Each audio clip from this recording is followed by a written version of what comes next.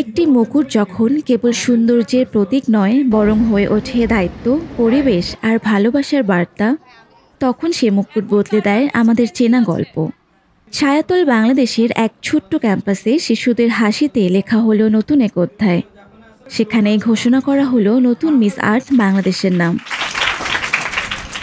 এবারের মুকুট উঠেছে ২৪ বছর বয়সী সুমাইয়া হারুনের মাথায়। বাংলাদেশি মডেল, এসডিজি উদ্যোক্তা ও নর্থ সাউথ ইউনিভার্সিটির সাবেক শিক্ষার্থী তিনি। সুমাইয়া বর্তমানে কাজ করছেন ক্যানাডিয়ান ওভারসিজ বিজনেস ইনকর্পোরেটেডে, যেখানে তিনি প্রবাসী বাংলাদেশিদের সঙ্গে গড়ে তুলেছেন সফল ব্যবসায়িক নেটওয়ার্ক। আজকে আমার অনেক ভালো লাগছে এখানে এসে সবার সাথে আমার হ্যাপিনেসটা শেয়ার করতে পেরে, বিকজ আমরা জেনারেলি যেটা দেখি যে মিস বাংলাদেশ সবসময় একটা জাঁকজমকের মধ্যে দিয়ে উদযাপিত হয়, বাট এই আয়োজনটা মূলত যাদের জন্য, আমরা আজকে তাদের সাথে শেয়ার করতে পেরে খুবই আনন্দিত। আয়োজনের বিশেষ চমক ছিল শিশুদের চিত্রাঙ্কন প্রতিযোগিতা। রঙে রঙে তারা ফুটিয়ে তুলেছে প্রকৃতি আর স্বপ্ন। বিজয়ীরা পেয়েছে দারুণ সব মজার চকলেট।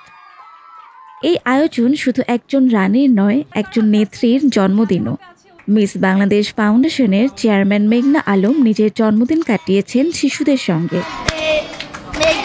শিশুদের প্রতি ভালোবাসার নিখাত প্রকাশে কোনো কার্পণ্য ছিল না তার। আমাদের ভবিষ্যৎ যারা, তাদের জন্য কিছু করার একটা প্রত্যয় তো আসলে এই মুকুটটা পরানো হয়।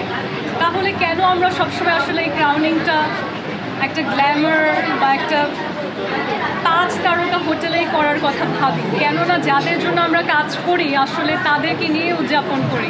অনুষ্ঠানে উপস্থিত ছিলেন নানা অঙ্গনের বিশিষ্ট ব্যক্তিরা। এটি শুধু প্রতিযোগিতাই ছিল না, ছিল শিশুদের প্রতি সামাজিক দায়বদ্ধতার বহিঃপ্রকাশও। প্রকৃতি, শিশু এবং ভালোবাসা, এই তিনে গড়ে উঠছে আগামী নেতৃত্ব। বাংলাদেশের কণ্ঠ এবার বিশ্ব মঞ্চে উচ্চারিত হবে পরিবেশ, মানবতা আর নারীর ক্ষমতায়নের বার্তা নিয়ে।